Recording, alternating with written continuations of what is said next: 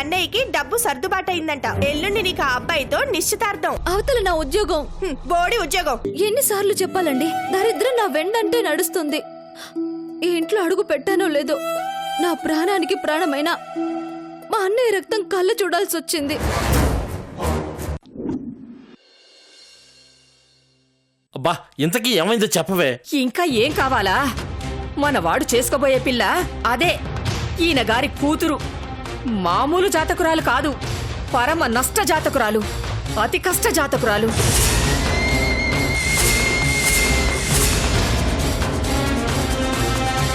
ఆ మహాతల్లి కన్ను పడితే మసి, అడుగు పెడితే నాశనమేనట. అలాంటి దురదృష్టవంతురాల్ని మన ఇంటి కోడలు చేసి చేతులు దులుపుకుందామనుకుంటున్నారు. అత్తయ్య గారు ఏం మాట్లాడుతున్నారండి? ఉన్నమాటే. మీ చెల్లెలు స్వయంగా నా కొడుకుతో అన్నమాటే నేను అంటున్నాను. ఏమ్మా, కాస్త ముందు వెనక చూసి మాట్లాడు. ఆ అమ్మాయి అలాంటిది కాదు. అలాంటిది కాకపోతే నేను నష్టజాతకురాల్ని, నేను మీ పెళ్ళాన్నైతే మీరు కష్టాల పాలవుతారు, ఎలాగైనా ఈ నిశ్చితార్థాన్ని ఆపేయండి అని కట్టుకోబోయే వాడితో ఎవరైనా చెప్తారా? అమ్మా, ఏంటిది? ఎందుకలా అరుస్తున్నావు? అసలు నీకేం తెలుసు? అంతా విన్నాన్రా, ఇక చాలు. పెళ్లి చూపులు చూసి నిశ్చితార్థానికొచ్చి మోసపోయాం. మళ్ళీ మోసపోతే మనం వెర్రివాళ్ళం అవుతాం. అమ్మా, నీకేమైనా పిచ్చి పట్టిందా? నువ్వు అనుకున్నట్టు అలాంటిదేం లేదు. ఆ అమ్మాయి ఏదో తెలియక అలా మాట్లాడింది. వదిలే. అవునమ్మా, నా బిడ్డ బంగారం. చీమకు కూడా హాని తలపెట్టాలనుకోదు. ఎవరిని పళ్ళెత్తి మాటన్న పాపాను పోలేదు. మాకు ధనం లేకపోవచ్చు, కానీ మా అమ్మాయికి గుణం ఉంది. కాకపోతే కాస్త అమాయకురాలు. ఆ అమాయకత్వమే నా బిడ్డకి నష్టం చేస్తూ ఉంటుంది. అందుకే ఆ నష్టం మీ దగ్గరే అట్టి పెట్టుకోండి అంటున్నాను. అయినా ఎవరైనా కలకలాడే కోడలు కావాలనుకుంటారు గాని కన్నీళ్లు పెట్టించే దరిద్రపు దేవతని వెంట తీసుకెళ్లాలనుకోరు.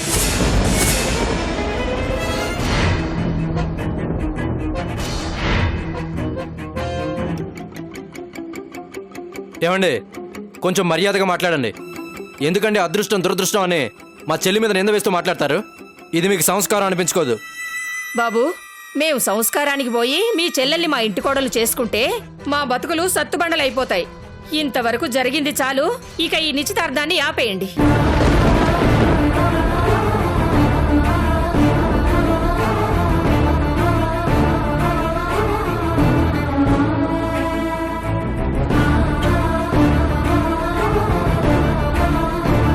అమ్మా, ఏంటి ఆపేది? మాట్లాడితే అర్థం ఉండాలి. ఆ అమ్మాయి వల్ల మనకు, అంటే నాకు చాలా మంచి జరిగింది. అది నీకు తెలీదు. ఇంక నువ్వేం మాట్లాడకు. నేనేం మాట్లాడనురా, కాని పిల్ల జాతకం ఇది అని తెలిస్తే మీ బామ్మ సచ్చినా ఒప్పుకోదు. అత్తయ్య గారు, అత్తయ్య గారు, అత్తయ్య గారు. ఏంటి? ఏమైంది? చూడండి అత్తయ్య గారు, అమ్మాయి నష్టజాతకురాలని మనకు చెప్పకుండా దాచి మన వాడికిచ్చి కట్టబెట్టాలని చూస్తున్నారు. మనకేమన్నా నష్టం జరిగిందా? అత్తయ్య గారు, ఆ పిల్లని మనింటి కోడల్ని చేసుకోపోతే మాత్రం చాలా నష్టం జరుగుతుంది.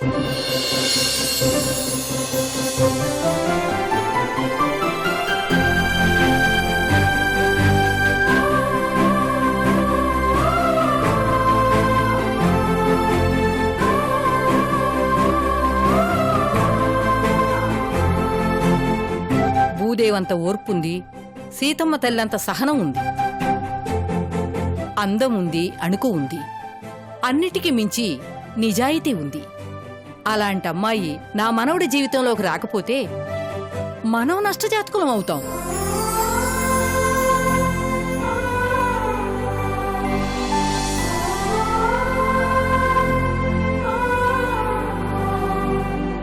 తన వల్ల అందరికీ నష్టం జరిగిపోతుందని తనకు తెలియకుండానే నమ్మించారు. ఆ నమ్మకంతోనే మగ్గిపోయేలా చేశారు. అదే నమ్మకాన్ని నిజాయితీగా కట్టుకోబోయేవాడికి చెప్పాలనుకుంది. అంతే. ఆ నమ్మకాన్ని మనం కూడా నమ్మితే పాతకం. నమ్మకుండా ఈ అమ్మాయిని మనింటికి ఆహ్వానిస్తే అది అసలైన జాతకం. కాని అత్తయ్య, రేపేదైనా జరగరానిది జరిగితే నా బిడ్డ... పిచ్చిదానా, నువ్వు నా కొడుకుని పెళ్లి చేసుకుని నా ఇంట్లో అడుగుపెట్టిన 10 రోజులకే నా పెనిమిటి కన్ను మూశాడు. అలాగని నిన్ను వదిలేశామా? ఆయుష్ తీరింది, పోయాడనుకున్నాము.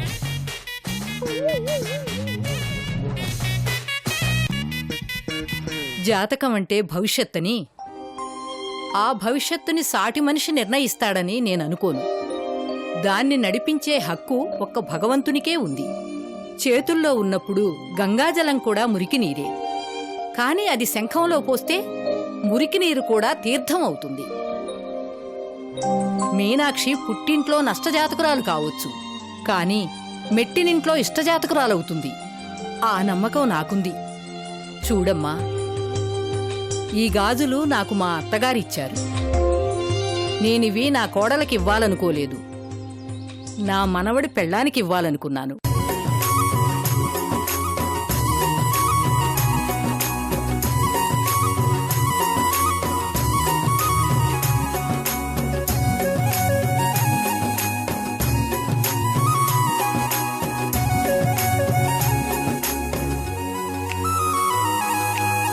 నువ్వు నా మనవడికి నచ్చిన దానివి, నేను మెచ్చిన దానివి.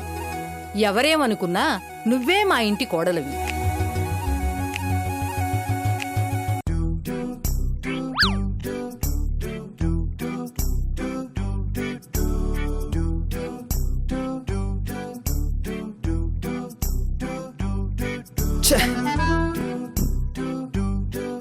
మీనాక్షి ఇంట్లో ఉంటే పెట్రోల్ ట్యాంకర్ మీద అగ్గిపుల్ల కూర్చున్నట్టు ఉండేది. కానీ ఏం చేస్తాం, బ్యాడ్ లక్. ప్లాన్ అంతా బిస్కెట్ అయిపోయింది. వేలకు వేలు పోసి ఆ మీనాక్షిని తీసుకొస్తే సునామీ వచ్చి చుట్టుకెళ్ళిపోయినట్టు ఆ బూదే వచ్చి మీనాక్షిని తీసుకెళ్ళడం ఏంటో. నా దరిద్రం కాకపోతే హాయిగా పబ్బుల్లో చిందేస్తూ క్లబ్బుల్లో మందేస్తూ గడిపిన నా లైఫ్ని పెళ్లి అనే మిక్సీలో వేసి నలిపేసేలా ఉన్నారు. ఈ పెళ్లిని ఆపలేను, అలాగని శ్వేతకి నన్ను బలివ్వలేను. ఎలా ఇప్పుడు? ఇంకా లాభం లేదు. ఇప్పుడున్నది ఒకటే దారి. శ్వేత దగ్గరికి వెళ్ళి స్ట్రైట్ గా నువ్వు నాకు ఇష్టం లేదు, ఐ హేట్ యు అని చెప్పాలి. కరెక్ట్. ఇదేంటి, అరగజానుకో అమ్మాయితో ఐ లవ్ యూ అని చెప్పిన రికార్డు ఉంది మనకి. అలాంటిది ఐ హేట్ యు అని చెప్పడానికి ఇంత టెన్షన్ వచ్చేస్తుంది. అయినా సరే, ఆలోచిస్తూ కూర్చుంటే అప్పడం అయిపోతాను. ఇంకెవరిని నమ్ముకోను, నన్ను నేనే నమ్ముకుంటాను. శ్వేతకు చెప్పేస్తాను. Come on Krish, you can do it. Come on. Aparnaji, Aparnaji, Aparnaji. Sethji, నమస్తే మేడం. నమస్తే. కూర్చోండి. పర్వాలేదు మేడం, ఎంగేజ్మెంట్స్ రింగ్స్ తెచ్చాను, ఇచ్చి వెళ్దామని వచ్చాను.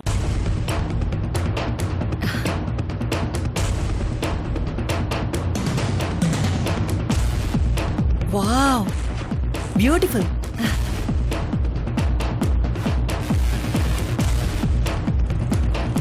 క్రిష్,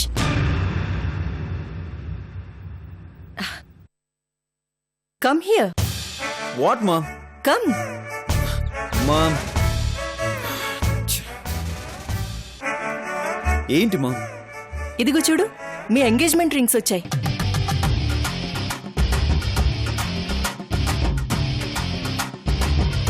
శ్వేత, శ్వేత, అందరూ రండి.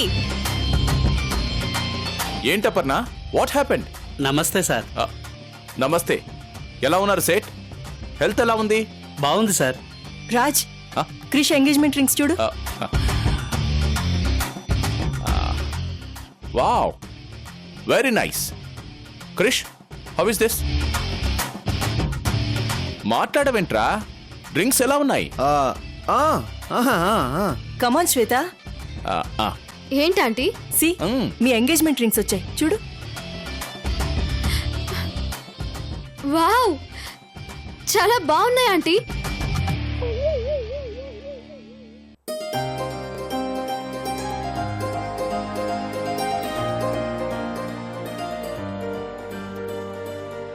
శ్వేత, రింగ్స్ సెట్ అవుతాయో లేదో నువ్వు క్రిష్ ఒకసారి ట్రై చేసి చూడండి.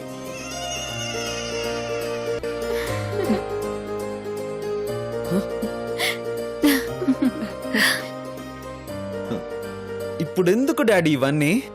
చూడు. అలా అంటే ఎలా క్రిష్? రింగ్స్ సెట్ అయ్యాయో లేదో తెలియాలిగా, మార్చుకోండి. మామ్, ఎంగేజ్మెంట్ లో మార్చుకుంటాంలే. What is this Krish? చెప్తున్నానుగా, ఒకసారి ట్రై చేయండి.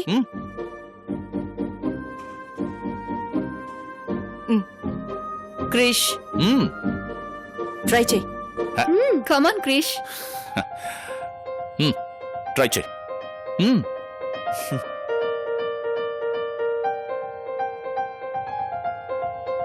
Wow, wow. పర్ఫెక్ట్ గా ఉంది. శ్వేతకు కూడా పర్ఫెక్ట్ గా ఫిట్ అయింది Raj. Thank you Sethji. Welcome sir. మరి నేను వెళ్ళొస్తాను సార్. ఓకే. శ్వేత, నైస్. 2 రోజుల్లో నీకు క్రిష్ కి ఎంగేజ్మెంట్.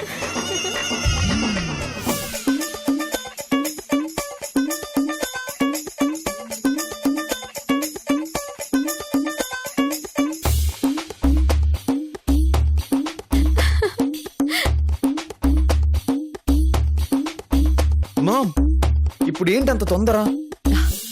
ఎంగేజ్మెంట్ జరిగిందంటే సగం పెళ్లి అయిపోయినట్టే. What Raj? You are right Aparna. ముందు ఎంగేజ్మెంట్ అయిపోతే సగం టెన్షన్ పోతుంది.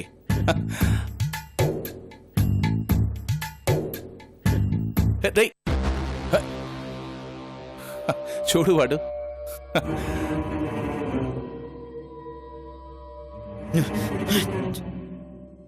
ఛే,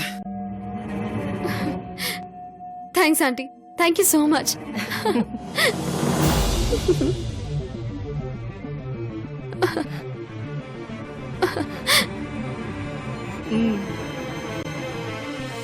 నా పరిస్థితి ఏంటి ఇలా తయారైంది? ఒక్క సెకండ్ లేట్ చేసినా శ్వేత మెళ్ళ నాతో తాళి కట్టించేసేలా ఉన్నారు. నువ్వు ఇష్టం లేదని తనకి చెప్పాలని ప్రయత్నించిన ప్రతిసారి ఏదో ఒక ప్రాబ్లం వస్తూనే ఉంది. బట్ మళ్ళీ ఇది రిపీట్ కాకూడదు. I have to do it. Mummy, ఇదంతా మీనాక్షి వల్లే సాధ్యమైంది. తన గుడికి తీసుకెళ్లి వ్రతం చేయించిందా? మనం వెంటనే గుడ్ న్యూస్ విన్నాం. ఇదంతా మీనాక్షి క్రెడిటే మమ్మీ. అవును శ్వేత, ఆ అమ్మాయి హస్తవాసి చాలా మంచిది. ఈ టైంలో మీనాక్షి ఉండుంటే ఎంత బాగుండేదో. ఎలాగైనా మీనాక్షికి థ్యాంక్స్ చెప్పాలి.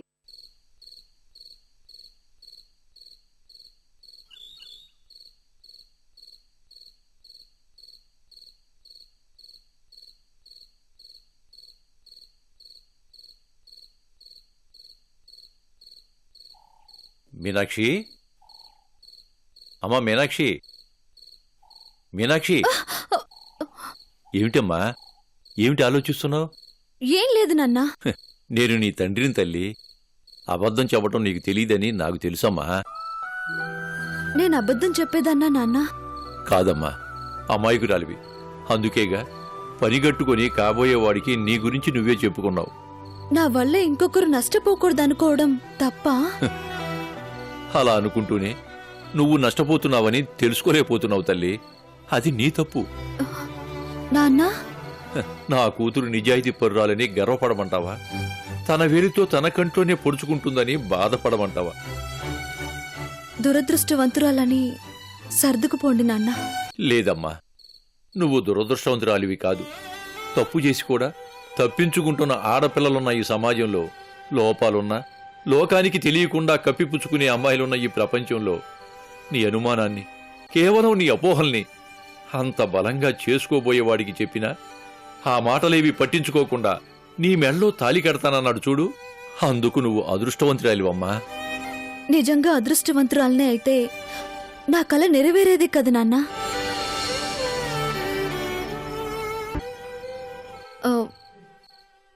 ఎప్పుడో ఒకప్పుడు మహారాజులాంటి వాడొచ్చి గుర్రం మీద నన్ను తీసుకెళ్తాడని మనం మాట్లాడుకున్న మాటలు నిజమయ్యేవి కదా.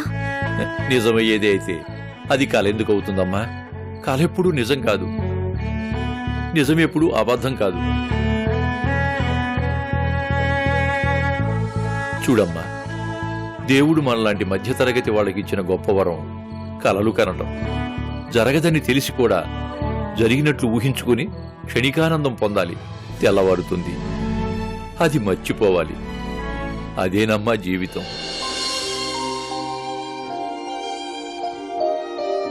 మధ్యతరగతి వాడంటే ఎప్పుడూ మధ్యలోనే ఉండేవాడు. ఆకాశాన్ని అందుకోనూ లేడు, భూమి మీద నిలబడనూ లేడు. ఆశ బారెడుంటుంది, అవకాశం అరంగుళమే ఉంటుంది. అలాంటి మధ్యతరగతి వాడి కడుపున పుట్టిన నీకు మంగళసూత్రం కొనగలనేమో గాని మహారాజును కొనలేదమ్మా.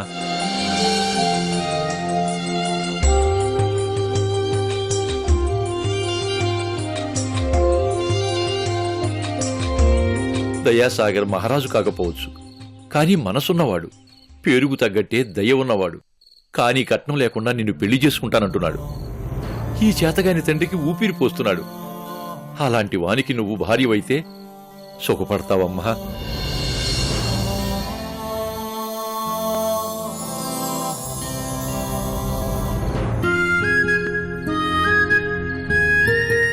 నువ్వు పుట్టి బుద్ధిరిగినప్పటి నుంచి ఏనాడు నీ ఒంటి మీద వేసమిత్వైన బంగారం పెట్టలేని అభాగ్యుణ్ణమ్మా నేను.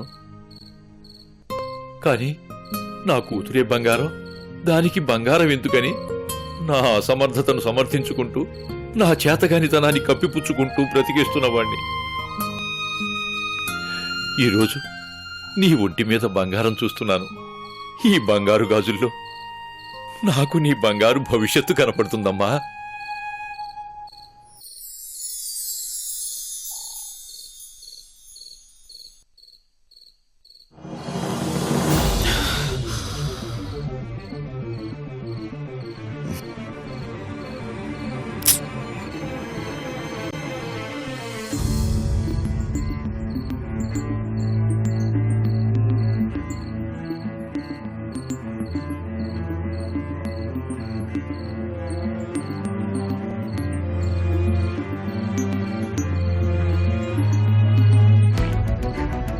అమ్మయ్యా, ఈ పెళ్లి ఇష్టం లేదని ఎలా చెప్పాలని ఆలోచిస్తుంటే తనే వచ్చింది.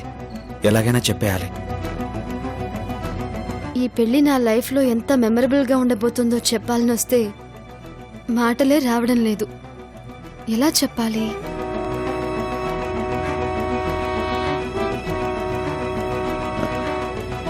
హాయ్. హాయ్.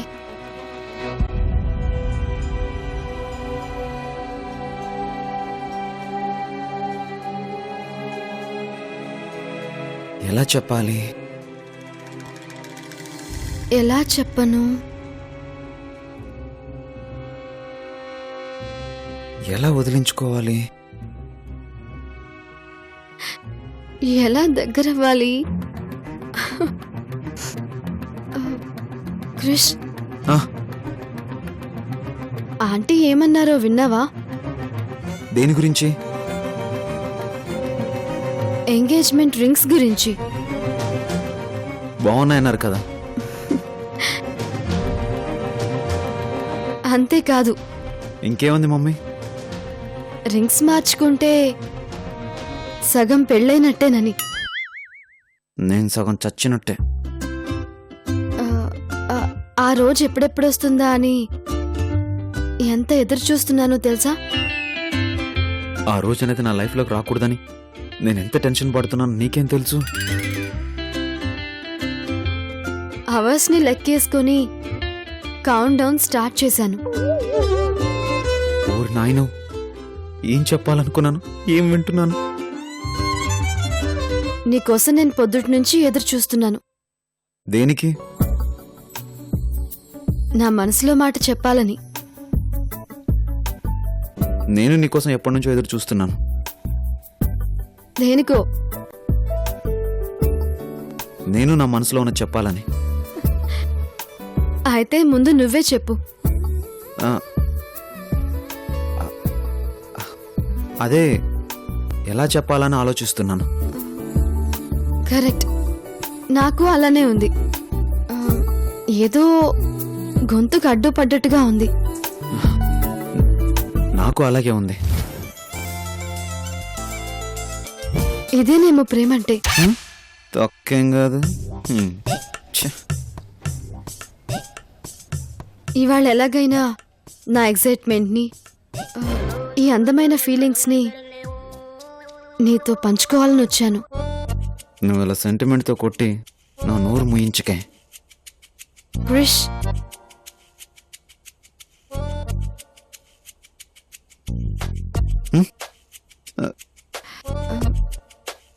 నచ్చిన మగవాడి దగ్గరే ఏ ఆడపిల్లైనా మనసు విప్పి మాట్లాడుతుంది. నిన్ను చూసిన మొదటి క్షణం నుంచి నేను పూర్తిగా నీ ప్రేమలో పడిపోయాను.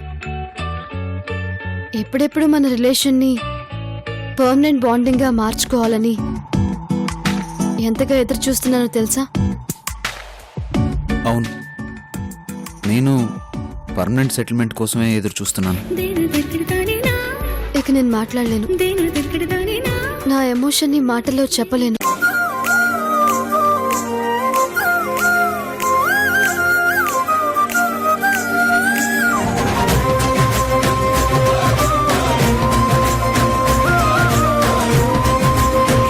అమ్మాయిని తీసుకురండి.